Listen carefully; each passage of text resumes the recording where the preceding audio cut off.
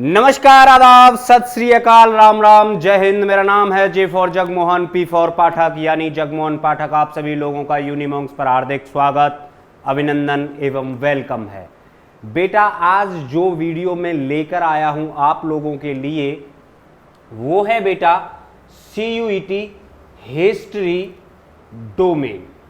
यानी आप लोग भाई कितना 200 में से 200 नंबर आप कैसे लेके आ सकते हो, इसकी रणनीति एवं चर्चा आज मैं आपके सामने कर रहा हूं। ठीक है, क्योंकि 2023 के रिजल्ट को देखते हुए बेटा 2023 के भाई रिजल्ट को देखते हुए हम आपके सामने या मैं आपके सामने उपस्थित हूं हिस्ट्री डोमेन पर पूर्ण रूप से चर्चा करने के लिए कि कौन से चैप्टर से कितने क्वेश्चन और किस किस तरीके से क्वेश्चन आएंगे। ठीक है, कब बेटा?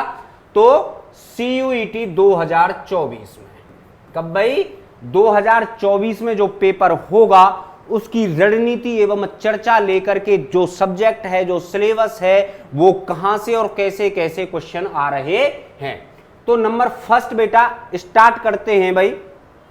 किस तरीके से हम पेपर के बारे में कितना जानते हैं ये तो आपको पता ही है। नंबर फर्स्ट मैं आपको बता दूं कि इस पेपर में बेटा कितने क्वेश्चन आने वाले हैं भाई? 50 क्वेश्चन आने वाले हैं। कितने करने हैं? 50 में से 40 क्वेश्चन आपको करने होते हैं। और एक क्वेश्चन कितने मार्क्स का होता है? एक क्वेश्चन बेटा 5 मार्क्स का होता है। और टोटल अटेम्प्ट कितने करने हैं? 40 करने हैं। अगर आप समझिए कि 3 क्वेश्चन आपने भाई कम से कम मान लीजिए कि 3 क्वेश्चन आपने सही कर दिए और एक क्वेश्चन आपने गलत कर दिया। ठीक है, तो बेटा उस गलत का आपको एक क्वेश्चन नेगेटिव हो जाएगा आपका, और एक क्वेश्चन पे सही करने पर कितने मार्क्स मिलेंगे आपको? 5 मार्क्स मिलेंगे। यहां तक समझ में आ गई बेटा? अच्छा जी, बात समझ में आ गई। सर जी आप बता रहे हैं कि 50 प्रश्न आएंगे, लेकिन 50 प्रश्न आएंगे कहां से? ये तो कृपया डाउट दूर कीजिए। बिल्कुल डाउट दूर कर रहा हूं भाई। हमारे पास NCERT की बेटा 12th क्लास में हमारे पास 3 बुक हैं भाई। कितनी बुक हैं? 3 बुक हैं।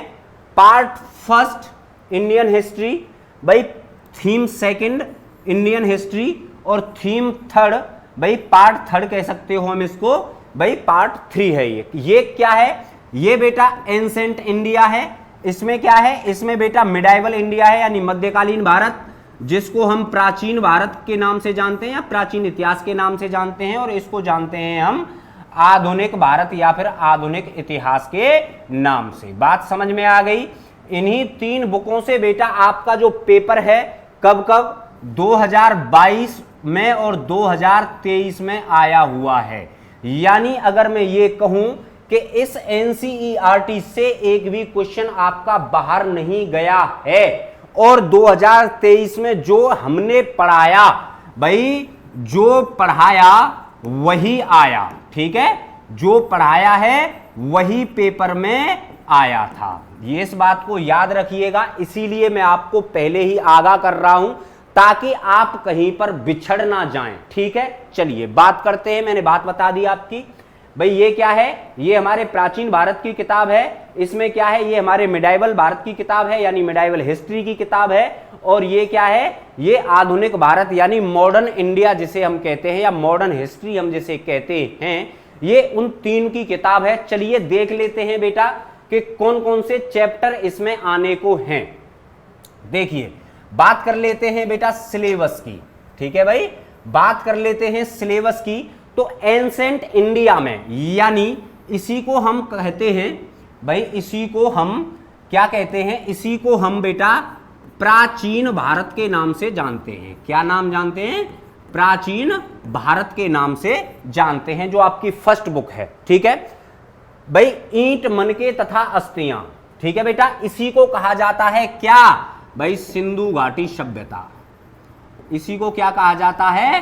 कि सिंधु घाटी सभ्यता के बारे में हम इसमें पढ़ेंगे कि सिंधु घाटी सभ्यता के जो लोग हुआ करते थे वो कहां से आए थे, किस तरीके से उनका जीवन यापन होता था, उनकी इकोनॉमी किसके सहारे पर चलती थी?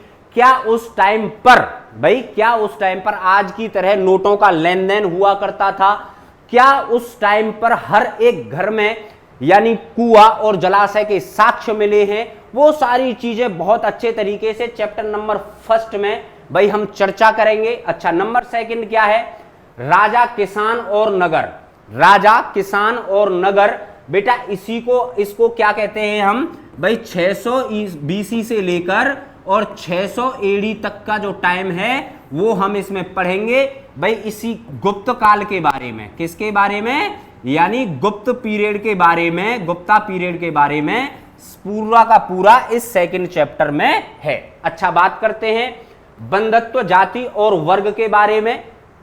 ठीक है, इस चैप्टर के दौरान भी पढ़ेंगे विचारक, विश्वास और इमारतें। भाई इसमें जो धर्म आ जाएंगे, कौन कौन से रिलीजन ने किस किस टाइम पर कौन कौन से रिलीजन का उदय हुआ, बात समझ रहे हैं? यानी राइज ऑफ रिलीजन, इसके बारे में हम पढ़ेंगे। देखिए, इसको इंग्लिश में कहते हैं ब्रिक्स, बीड्स एंड बोन्स। ठीक है। अच्छा, second kings, farmer and towns, kinship, caste and class, thinkers, believes and buildings. ये आपकी जो पहली बुक है, क्या, जिसको हम एंसेंट इंडिया या प्राचीन भारत के नाम से जानते हैं। बेटा जो बैच होगा वो मेरे लाल, मेरे पीलो, मम्मी की परियों और पापा के मगरमच्छों, भाई क्या दोनों भाषाओं में होने वाला है, दोनों लैंग्वेज में होने वाला है। कौन कौन सी भाई? सर जी इंग्लिश में और सर जी दूसरा हिंदी में। बात समझ गए आप मेरी? ठीक है, यहां तक समझ गए? दोबारा बता रहा हूं, पहले चैप्टर में ईंट, मनके तथा अस्थियां, दूसरा चैप्टर है राजा, किसान और नगर, बंधत्व, जाति तथा वर्ग, विचारक, विश्वास और इमारतें। अच्छा, सेकंड में देख लेते हैं, सेकंड में क्या क्या है भाई? यात्रियों के नजरिए, यात्रियों के नजरिए, समाज के बारे में उनकी समझ। भाई जो अलबरूनी वगैरह हैं, ये इसी दौरान, इस चैप्टर के दौरान हम पढ़ेंगे। ठीक है, बात समझ में आ गई? अच्छा जी, भक्ति, सूफी परंपरा और धार्मिक विश्वासों में बदलाव एवं ग्रंथ। भाई गुरु नानक देव है ना, गुरु नानक देव और कौन कौन? कबीरदास और कौन कौन? मीराबाई हैं, मीराबाई। इन सभी के बारे में हम चैप्टर नंबर सेकंड में पढ़ेंगे। किसमें बेटा? मिडाइवल हिस्ट्री के दौरान। अच्छा, एक साम्राज्य की राजधानी विजयनगर। भाई विजयनगर की स्थापना किसने की थी? तो हरिहर बुक्का नाम के दो ब्रदर हुआ करते थे। कब की थी? तो 1336 में की गई थी। पूरी की पूरी जो विजयनगर साम्राज्य था, किस तरीके से ये बाद में आके डिस्ट्रॉय हो गया, उसके बारे में आप यहां पर मेरी वीडियोस पड़ी हुई हैं। ठीक है, आप अच्छे तरीके से उनको पहले देख सकते हैं कि हां सर जी किस तरीके से पढ़ाते हैं। तो देर ना कीजिएगा, 2024 के लिए बेटा हिस्ट्री का सिलेबस मैं आपको यहां पर डिस्कस कर रहा हूं। बात आपकी समझ में आ गई है? हम इसी के साथ में क्या करेंगे भाई? हम इसी के साथ चलेंगे और 2024 में जिस तरीके से अब की बार जो हमारा रिजल्ट है वो बेटा 100% गया है, यानी 100% गया है, तो अब की बार भी हमको 100% ही रिजल्ट आपका देना है। ठीक है, बात समझ में आ गई? चलिए बात करते हैं किसान, जमींदार और कृषि राज्य और मुगल साम्राज्य। देखिए मैं आपको बता देता हूं, अभी जो ये दोनों चैप्टर हैं, ये जो दोनों चैप्टर हैं कौन कौन से बेटा? ये वाला peasants, zamindars and the state, agrarian society of the Mughal empire 16th century to 17th century और किंग एंड क्रॉनिकल्स। ठीक है, ये जो दोनों चैप्टर हैं भाई एनसीईआरटी ने कहा है कि 2024 में हम इन दोनों चैप्टर को हटा देंगे और इन दोनों चैप्टर की जगह पर कोई दूसरे चैप्टर यहां पर लाएंगे। तो देखना होगा कि 2024 में एनसीईआरटी में इन दोनों चैप्टर्स, भाई ये वाले जो दोनों चैप्टर्स हैं ये हटने जा रहे हैं, इनके जगह पर कौन कौन से दोनों चैप्टर नए आएंगे। यहां तक समझ गए बेटा? अच्छा जी, आगे बात करते हैं मॉडर्न हिस्ट्री के अंदर। ठीक है, मॉडर्न हिस्ट्री में आपको कौन कौन सा टॉपिक कवर करना है? उपनिवेश एवं देहात। भाई सबसे पहला चैप्टर है संथाल वाला, है ना, सबसे पहला ही चैप्टर है ये आपका। और इस चैप्टर में मैं आपको बताऊंगा कि बंगाल के अंदर, भाई बंगाल के अंदर भाई जो ब्रिटिश रूल हुआ करता था, जो ब्रिटिश रूल हुआ करता था वो किस तरीके से फला फूला और एक पूरा का पूरा बंगाल ब्रिटिश उपनिवेश का अंग बन गया। ठीक है, हालांकि अंग तो पूरा भारत ही था, लेकिन वो बाद में बना था। अब आएगा सेकंड नंबर पे, क्या आएगा भाई, विद्रोही राज। इस विद्रोही राज में क्या होगा बेटा भाई, जो 1857 का जो रिवोल्ट हुआ था, रिवोल्ट हुआ था, तो उसके बारे में यहां पर पूरी जानकारी देनी होगी। अच्छा, बात करते हैं औपनिवेशिक शहर, यानी औपनिवेशिक शहर कौन कौन से हुआ करते थे भाई, बंबई मद्रास और बंगाल। ठीक है, इन तीनों के तीनों शहरों के बारे में किस तरीके से यहां पर डेवलपमेंट हुए और ब्रिटिश लोगों ने किस तरीके पर इन तीनों के तीनों शहरों पर भाई, क्योंकि ये तीनों के तीनों शहर बेटा कोस्टल इलाके हुआ करते थे, जहां से उनकी क्या चला करती थी, बिजनेस चला करती थी। अच्छा, आगे बात करते हैं हम महात्मा गांधी एवं राष्ट्रीय आंदोलन। तो महात्मा गांधी की बात हम यहां से करेंगे इसमें, जब महात्मा गांधी दक्षिण अफ्रीका से, कहां से भाई, दक्षिण अफ्रीका से लौटेंगे, कब बेटा, 9 जनवरी और 1915 से लेकर हम इनके बारे में पढ़ेंगे भारत छोड़ो आंदोलन तक। कहां तक, यानी क्विक इंडिया मूवमेंट तक, यानी भारत छोड़ो आंदोलन तक, यहां तक पूरा करेंगे। अच्छा जी, बात आती है उसके बाद विभाजन को समझना। विभाजन किसका हुआ था सर जी, भारत एक ही देश था, उसमें से बेटा एक अलग देश बन गया जिसका नाम था पाकिस्तान। ठीक है भाई, पाकिस्तान बन गया, और किसमें से, यानी भारत में से। ठीक है भाई, कौन कौन से दो मतलब देश एक ही था, नाम दो थे, कौन कौन सा, पूर्वी पाकिस्तान और पश्चिमी पाकिस्तान। ठीक है, यहां तक बात समझ में आ गई। इसमें हम पूरा का पूरा विभाजन समझेंगे कि किस तरीके से विभाजन हुआ, किन किन लोगों ने क्या क्या विभाजन के समय पर भूमिका निभाई। अच्छा जी, that is the most important जो चैप्टर रह जाएगा आपका, वो होगा बेटा ये वाला। ठीक है, कौन सा बेटा, ये होगा आपका संविधान का निर्माण, यानी development of the constitutions of India. ठीक है, चलिए इसके बारे में थोड़ी सी और बात कर लेते हैं। देखिए, संविधान का जो निर्माण हुआ था बेटा, कहने को तो अगर मैं कहूं तो संविधान का निर्माण 1935 एक्ट, ठीक है, ब्रिटिश एक्ट या भारतीय एक्ट आएगा, ये 1935 में हुआ था। इसी एक्ट के तहत अगर मैं कहूं तो हमारा जो 50% संविधान अगर आज भी है तो इसी एक्ट के द्वारा हमने जोड़ा हुआ है। इसी को हम क्या कहते हैं, मिनी कॉन्स्टिट्यूशंस ऑफ इंडिया। ठीक है भाई, मिनी कॉन्स्टिट्यूशंस ऑफ इंडिया इसी को कहा जाता है। ठीक है, संविधान का निर्माण करने में कौन कौन प्रारूप कमेटी में रहा था, doctor BR Ambedkar, doctor Rajendra Prasad और 5 अन्य लोग भी हुआ करते थे। बात आपकी समझ में आ गई। चलिएगा भाई, बता देता हूं इंग्लिश में भाई, कंट्री साइड पढ़ेंगे हम, और रिवेल्स एंड द राज पढ़ेंगे, और कौन कौन सा, कॉलोनियल सिटीज पढ़ेंगे, Mahatma Gandhi and the national movement पढ़ेंगे, और अंडरस्टैंडिंग द पार्टीशन पढ़ेंगे, और भाई क्या है ये, फार्मिंग दी कॉन्स्टिट्यूशंस पढ़ने वाले हैं। फिर मैं आपको बता दूं कि जो हमारा बैच रहेगा 2024 वाला जो बैच रहेगा, ये बेटा भाई बाइलिंगुअल रहेगा, इसमें दोनों भाषाओं का प्रयोग होगा। ठीक है भाई, दोनों भाषाओं का, इसमें हिंदी और इंग्लिश दोनों भाषाओं में इसको पढ़ाया जाएगा। चलिए, बात समझ में आ गई, दबा के शेयर कर देना, एक एक चीज मैंने आपको बता दी है। ठीक है, चलिए आगे देखते हैं। थोड़ी सी चीज और रह गई है कि सर जी आपने ये सारी चीजें बता दी, कहां से, कौन से चैप्टर से कैसे कैसे क्वेश्चन आने हैं, लेकिन एक और चीज रह गई है कि सर जी हिस्ट्री समझ में नहीं आती।